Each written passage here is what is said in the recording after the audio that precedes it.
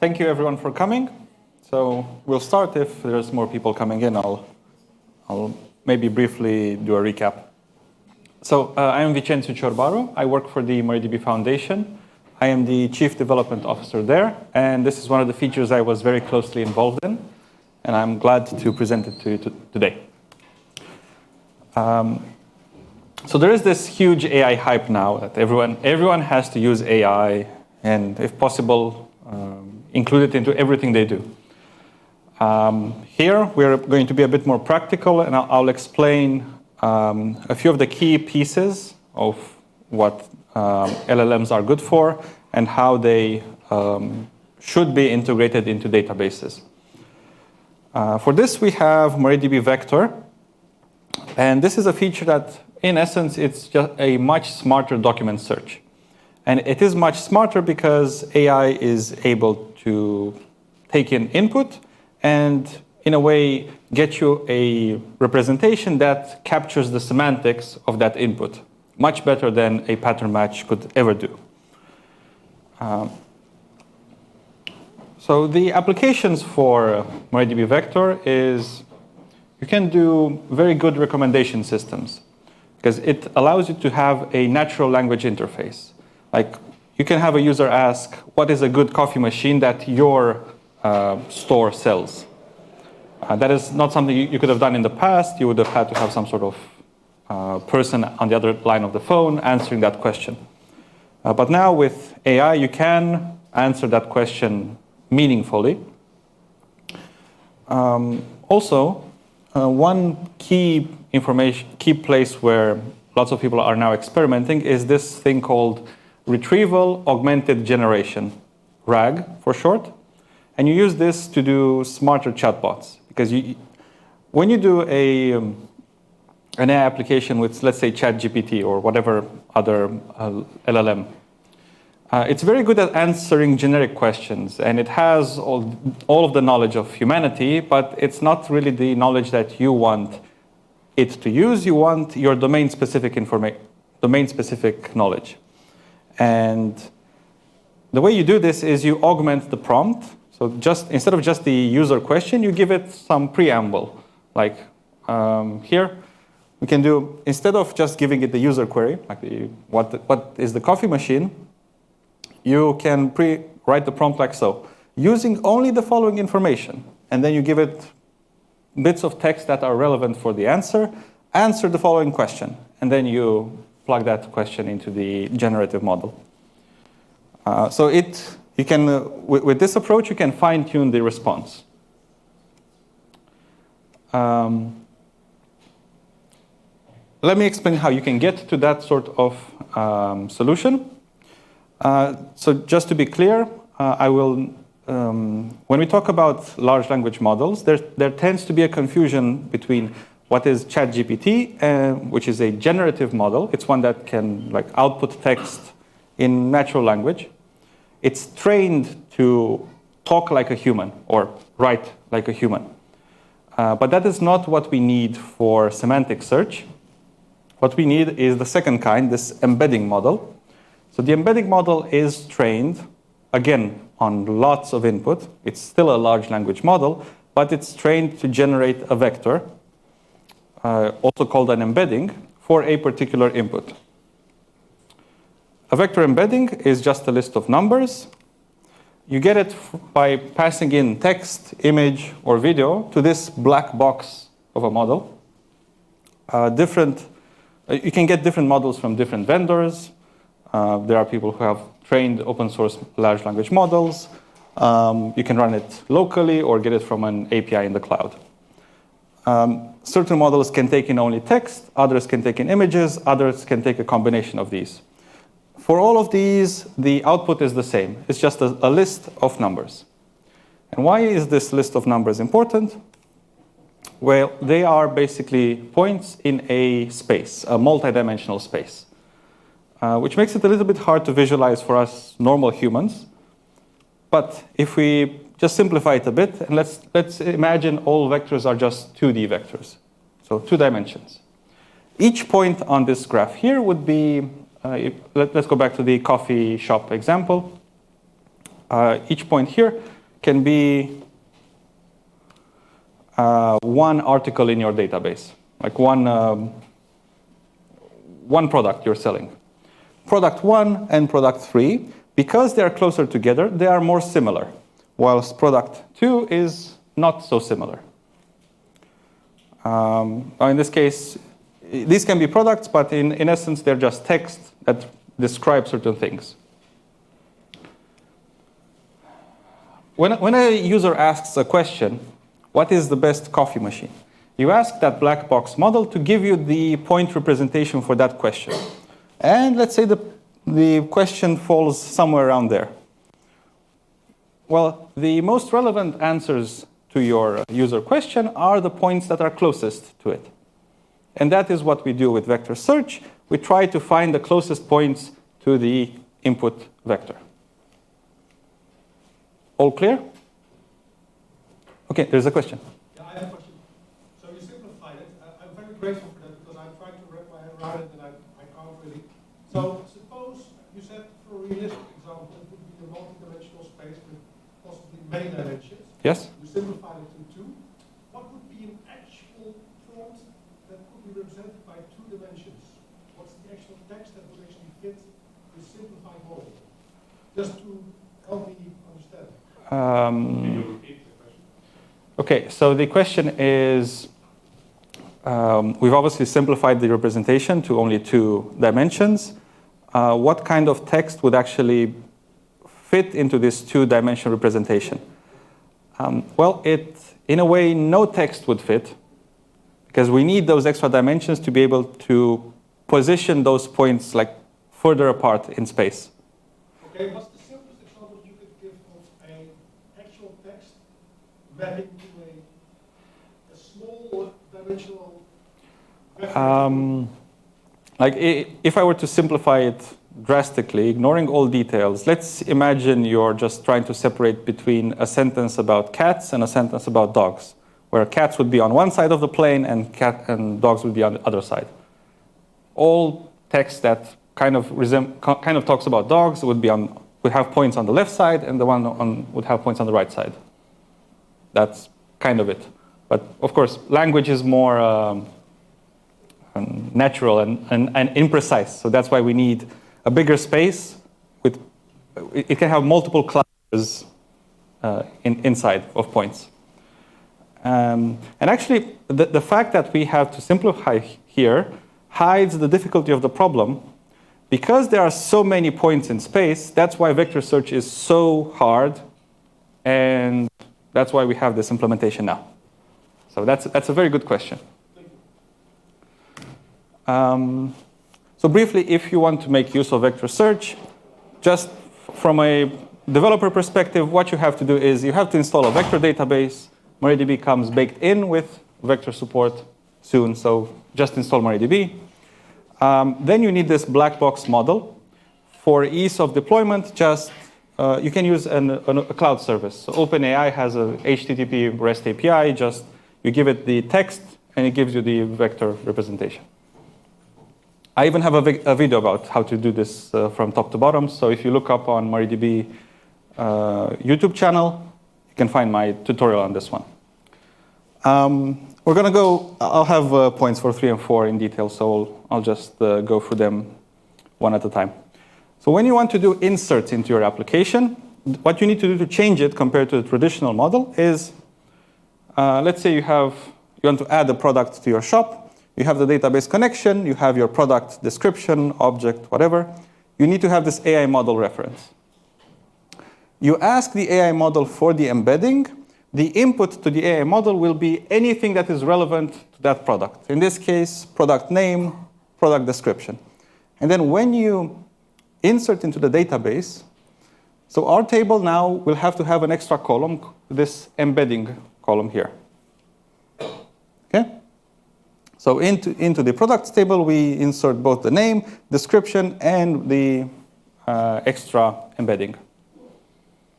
So this is all you need to do on the insert side. On the select side, so let's see how we actually now answer stuff for the user. So our user searches for something, writes the natural language question. Traditionally, this would go from the HTTP backend logic straight to the database with a select statement. But now, we first need to get the embedding for the user question. So we pass the question here, we get the vector representation. And then we go to the database. The query looks like this. Give me the products, the name and description, but I want them ordered by. The distance function between what's in the embedding column and the vector representation of our user question. In order for the index to work, you need to use a limit clause. I'll go a bit into why that is shortly. And then you get the set of 10 closest vectors or products to the user question. You have your business logic inside there of how to present them nicely, etc. And then you finally give the user those recommendations.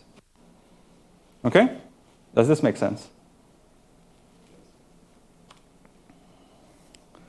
So the catch here is that because we are in a very big space, there are models that return between 100 dimensions to 1,500 dimensions. So the bigger they are, the harder it is to actually find them. Which is why these indexing strategies, compared to what we previously had in all other SQL-related queries, these are not exact. We try to give you the best possible result, but we don't guarantee it to be the true nearest, as if you were to do a full table scan, order all distances, and get the top 10 ones. Depending on the data set, some perform better than others. The industry standard across the board is this. It's based on a paper. It's called Hierarchical Navigable Small Worlds. Everyone implements this or a modification of it. It is already implemented in MariaDB, so this slide is a little bit outdated. The downside of this algorithm is that it has to fit in memory. Your index has to fit in memory, otherwise performance drops dramatically. If you don't have enough RAM, there is an alternative called IVF flat. This is supported in PG Vector. We're working on getting this one implemented too. There is a Google Summer of Code student working on this for us. Yes? What are you calling large memory usage?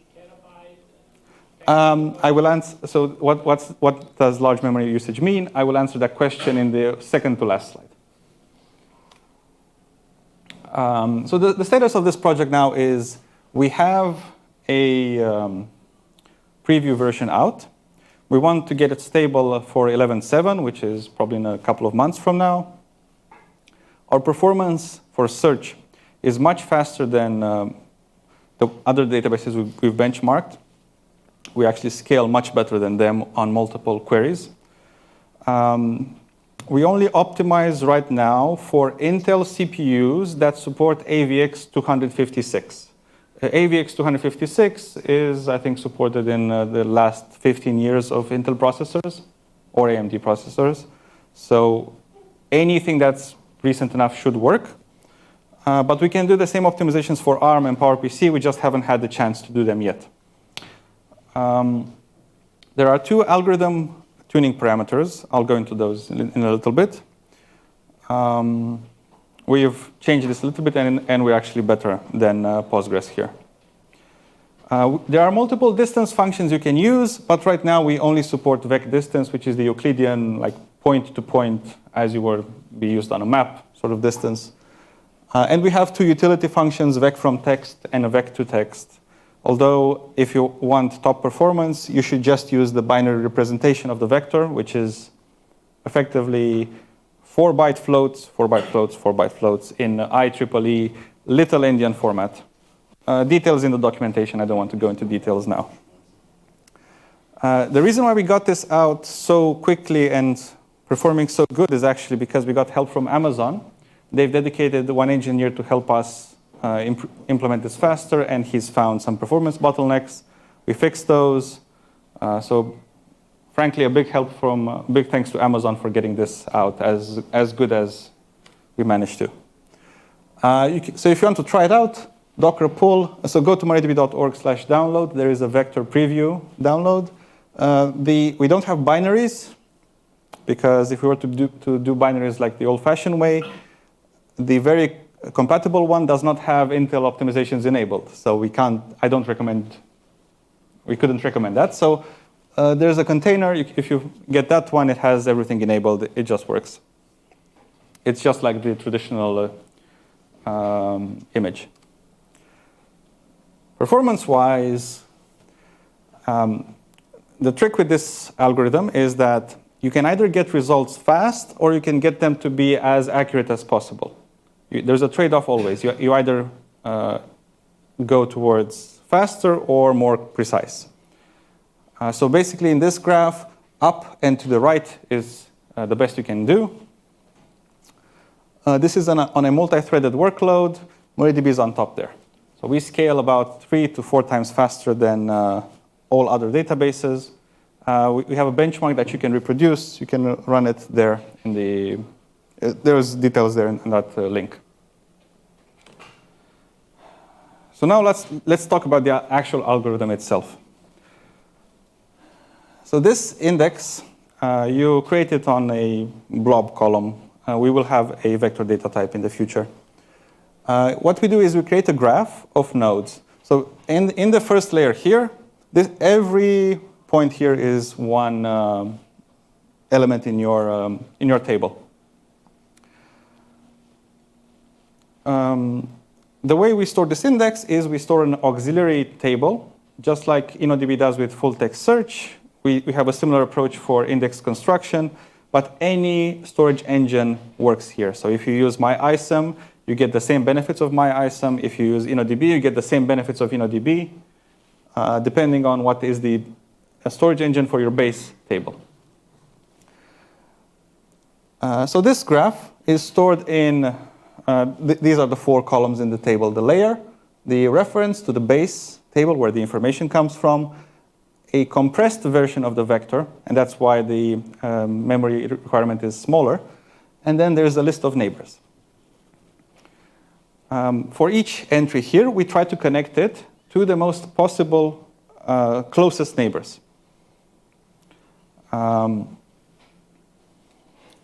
There is a flag for this. It's called max HNSW, so modified hierarchical navigable small worlds, max edges per node.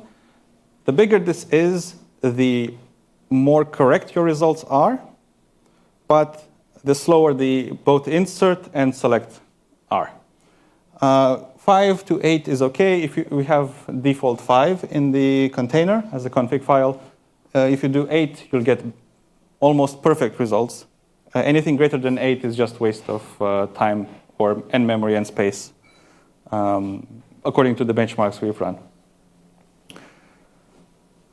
The way the algorithm works is you start from layer 3, or the topmost layer, and then you keep a list of list of candidates that are the most likely ones closest to your input dot, the red one from the first slide.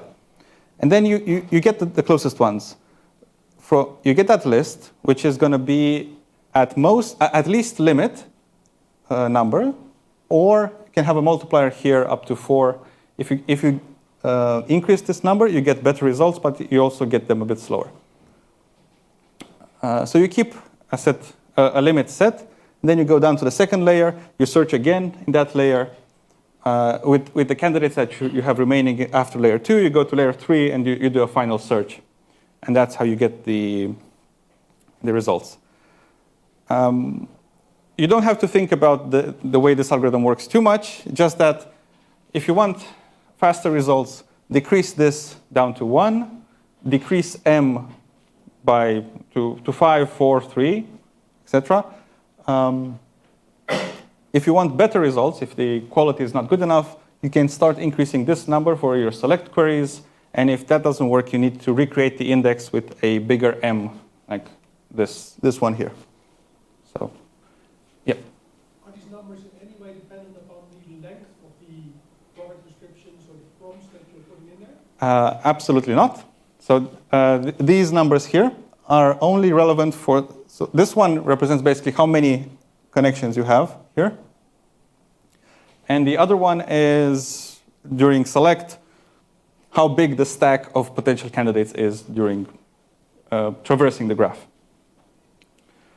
The amount of dimensions there are just impact how fast the distance computation is.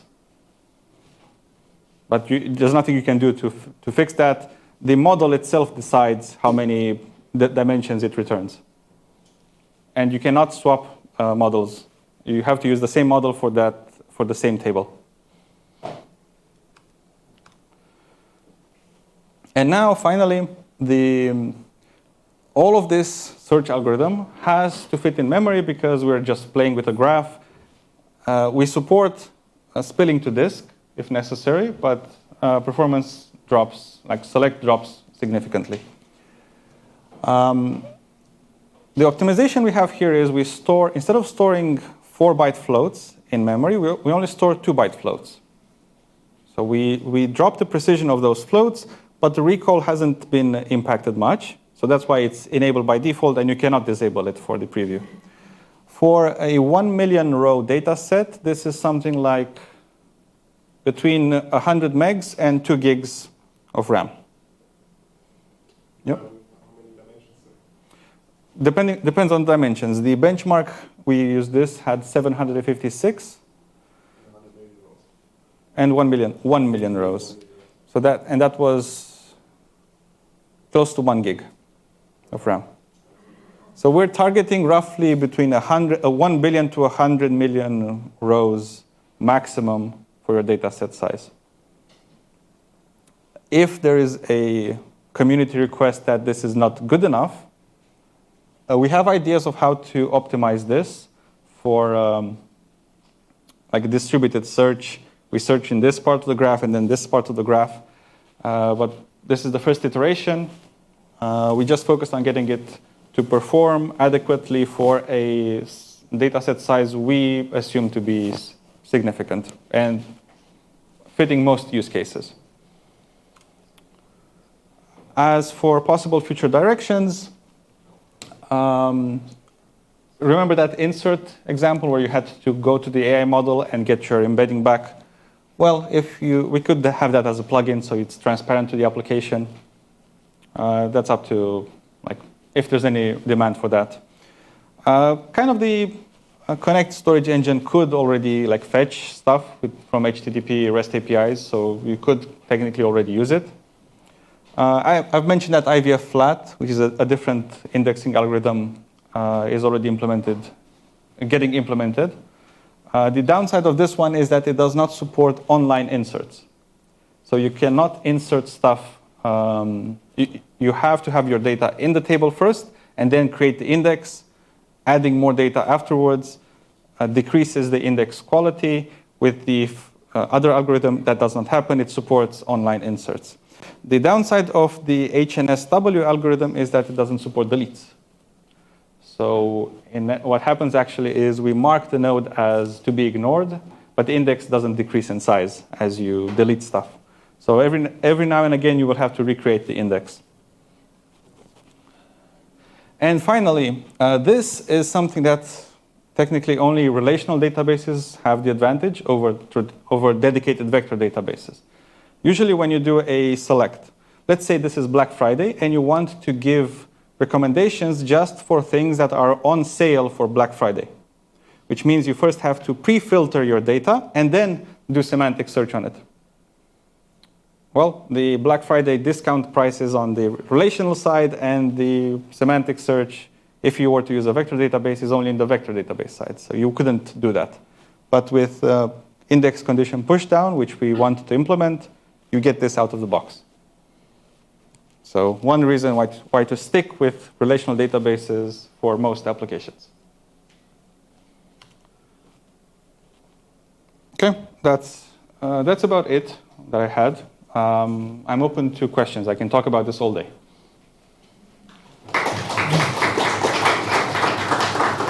Thank you.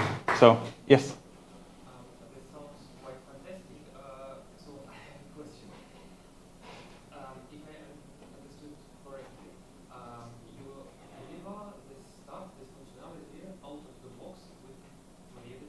Yes?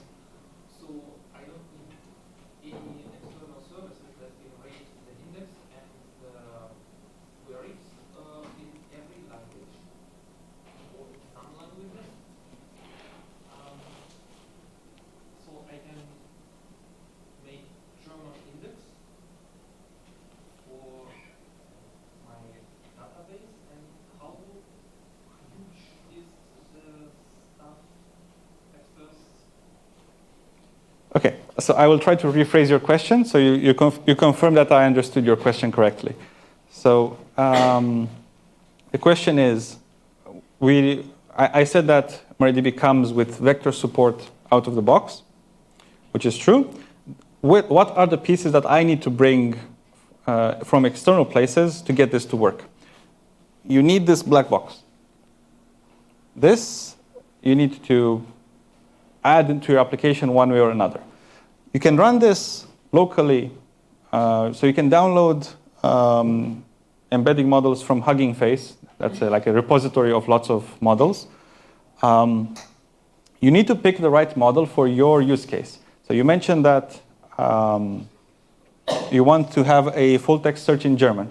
There are probably embedding models that are good at separating German sentences one from another, like semantically. So you will have to use that embedding model to generate vectors, and then generate vectors with that model for your data set. And then when the user asks a question, you go back to that black box to generate this input here. So I need some kind of llama first, additionally? Yes. Yes, so you need, so OpenAI has, I think, 3 models now. One is, each one gets progressively more complex, so more dimensions. So it's slower, but it's better. And there are many others on Hugging Face. You just need to figure out which one works best for your application. And one way you could do it is you could potentially eliminate the limit here, or just not have the vector index initially at all. Use full text scan all the time, and just check the quality of results if the model actually predicts similar things correctly, because then you don't have to worry about the efficiency or the recall performance of the indexing part of MariaDB. So you just test the model then. Is that model good enough for my application?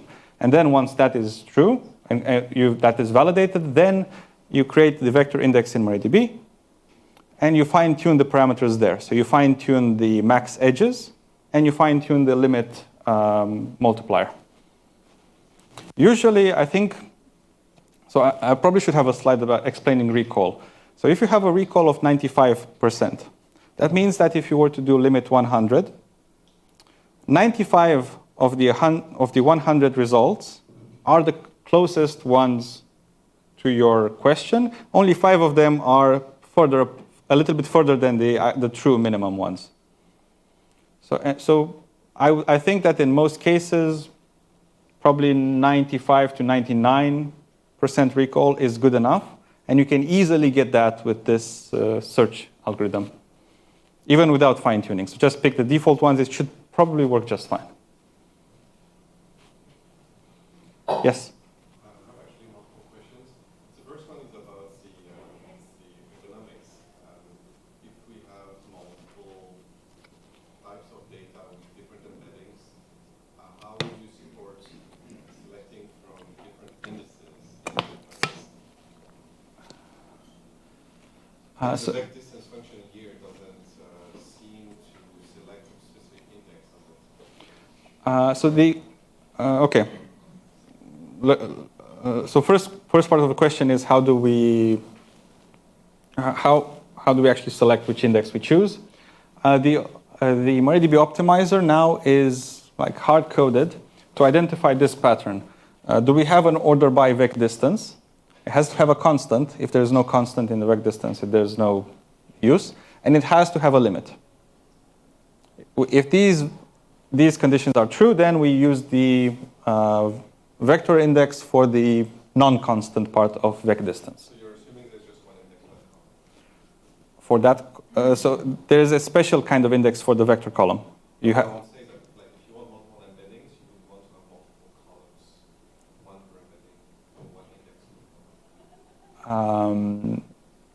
Usually an embedding kind of covers the whole data.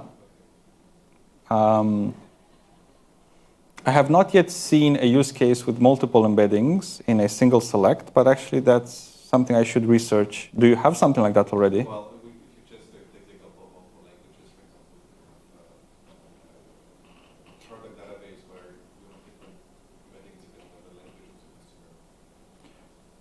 True. Okay. There might be models that just are able to handle multi-language regardless. But that's actually a good use case. I'll think about it. I don't have a good answer yet, but I'll think about it. The other question, you said 3 layers. What's the No. rationale for 3? So it's not 3. That's just for demonstration purposes. Actually, the amount of layers here is it's a logarithmic function, probabilistic logarithmic function. So if you have 1 million nodes, you probably have 3 layers. If you have 10 million nodes, you might have 4. It's just we roll the dice, and if that dice roll, which is a logarithmic function, decides on which layer the node goes. And then if it's on layer 3, it will also be on layer 2 and on layer 1. And the last question was about supporting changing data sets. Like, is there any research going on incremental index updates, or maybe using copy on writes to regenerate the index while the first one is active, something like this? So the question is about incremental updates to indexes. HNSW supports incremental updates. Oh. This one works. It supports online updates. So every the algorithm itself, the way you insert, relies on you adding more nodes to the vector. You said earlier there's some operations that are not supported. Delete is not supported. So yeah. So the problem with delete is that, well, the researchers never thought about delete as a problem. So what we do is, so let's say you want to delete this node, well, or this node. So we mark this one as, this one, never return it, never return that one, never return that one. Which means that when we do a search, we actually do leverage those links that already exist. So they act as jump points. So they can actually give you better results, but the index size itself doesn't shrink. So that's why if you end up having too many deletes, at some point you will have to recreate the index. Because the more nodes there are in the index, the slower the search gets, because there's more to explore. And there's kind of nothing really you can do about that. We could do it behind the scenes, like a batch operation, transparently. Who is researching this? So this is the first release of MariaDB. We have not even thought about that yet. But well, this is good feedback, so I'll put it up in the Jira tasks and at some point do it. Sorry, No, it's, yes? Regarding the previous question, not sure if that was actually meant, but is it possible to have multiple columns within a table with different embeddings models, maybe not using both of them in the same query, but I could query similar using model A and then similar using model B? Okay, so the question is if I can have multiple embedding columns on a table and have multiple indexes on each column.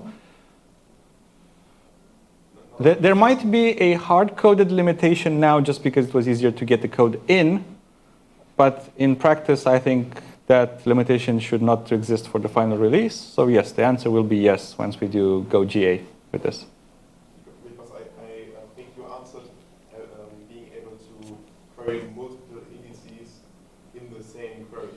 And I think that's No. Oh, okay, so what I mean here is that you can, when I was talking about index condition pushdown, I mean you can have an index on a number column. You can start with that one, and only the results of that become part of the vector search. Behind the scenes, it's actually going to be a bit more messy than that. But like conceptually, yes, we can use multiple indexes. Just right now, only one vector index. In a query, only one vector index can be used. Okay, right. But so I could ask, use this model. Let's say he said like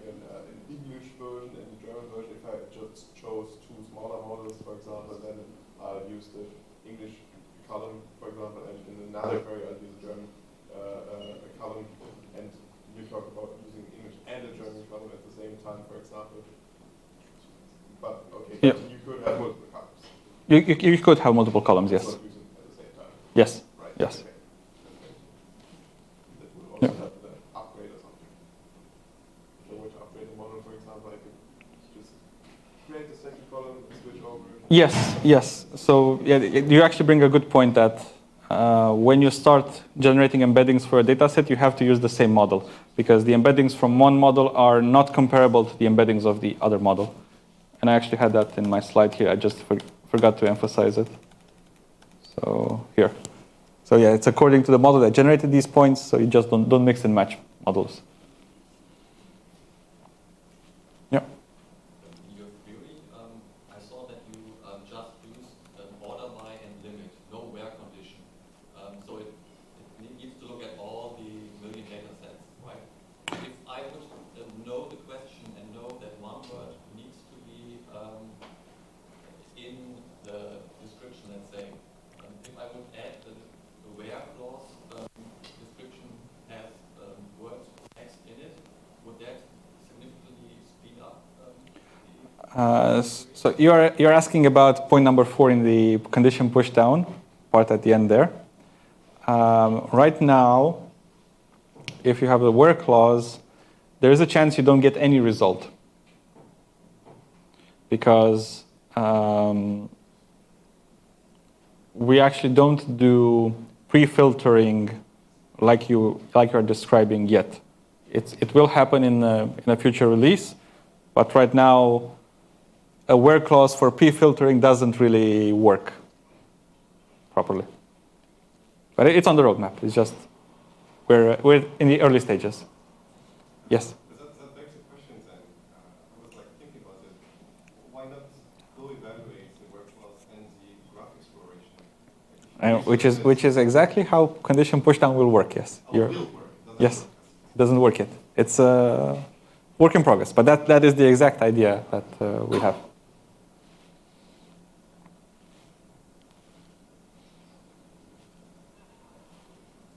Yeah. What would be the approach if I wanted to increase the cardinality of my vectors after I've already completed the test? So you cannot change the cardinality of the vectors after you've created the index, because it doesn't. The cardinality is actually given by the model that generates those vectors. Well, technically, maximum cardinality, you can always select a smaller cardinality. And all vectors have the same number of dimensions. You never combine vectors with more dimensions and ones with fewer dimensions in the same column. You could start an embedding that supports up to 1,000 dimensions to only select a prefix for experimental. Yes, so for experimental purposes, you can try that. But I haven't seen that as actually being very useful because there's not a direct correlation between the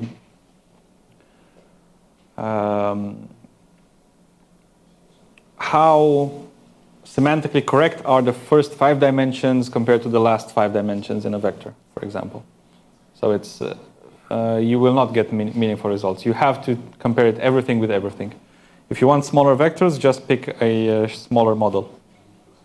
They train them to make sense to use all the numbers in the vector. That's part of the training part of the embedding model.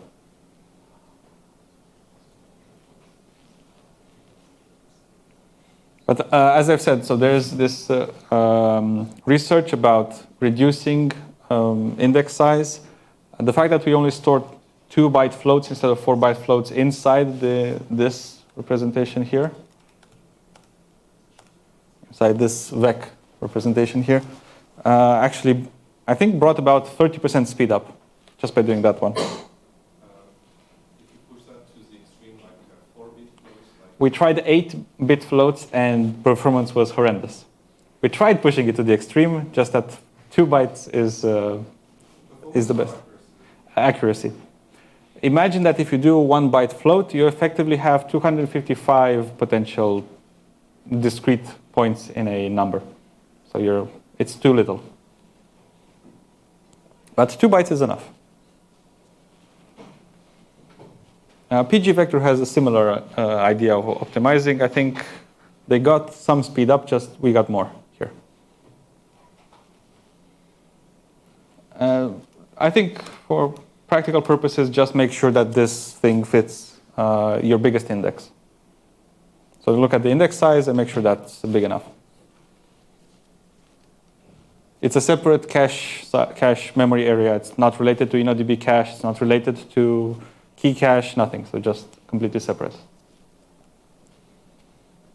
How far along the other implementations come in comparison, like PG? Do you mean competitors or the? Competitors. So PG Vector has had this implementation. So they started with IVF flat, and they've added HNSW, I think a year ago or something. Maybe a little bit more. I didn't quite follow the calendar time of it.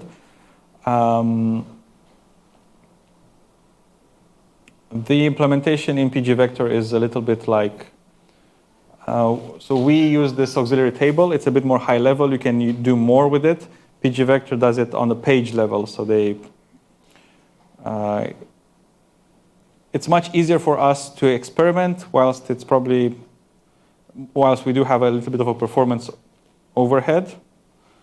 But it's for PG Vector, initially they were much faster than us, but now because we do both that float thing, we ended up being faster.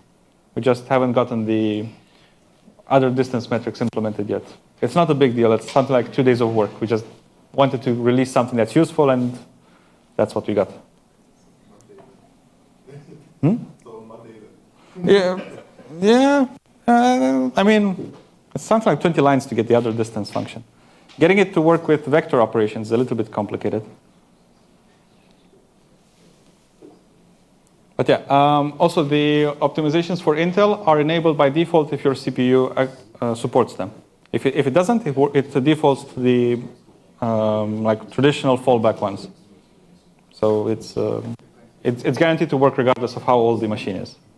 Although you probably are not running something from Core 2 generation. Okay. Well, I think we're kind of on time, more or less. But yeah, if you have any more questions, you can always reach out to me. Vincenzo@mariadb.org. You can find more info about me here. As I've said, if you have a bug report, just report it on Jira, and we tried our best as quickly as possible. Okay. Thank you, everyone.